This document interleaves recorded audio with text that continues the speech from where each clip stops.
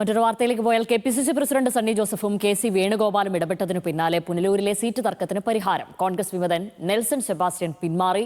Seat ലീഗിന് നൽകിയതിൽ പ്രതിഷേധിച്ചാണ് ബ്ലോക്ക് കോൺഗ്രസ് കമ്മിറ്റികൾ ഐക്യകണ്ഠേന നെൽസൺ സെബാസ്റ്റ്യനെ സ്ഥാനാർത്ഥിയാക്കിയത്. ഷമീർ അബ്ദുള്ളാണ് വിവരങ്ങളുമായി ചേരുന്നത്. ഷമീർ, ഇക്കാര്യത്തിൽ ഒരു തർക്കം നിലനിന്നിരുന്നു. അതിൽ എങ്ങനെയാണ് സമവായം ഉണ്ടായിരിക്കുന്നത് നിലവിൽ?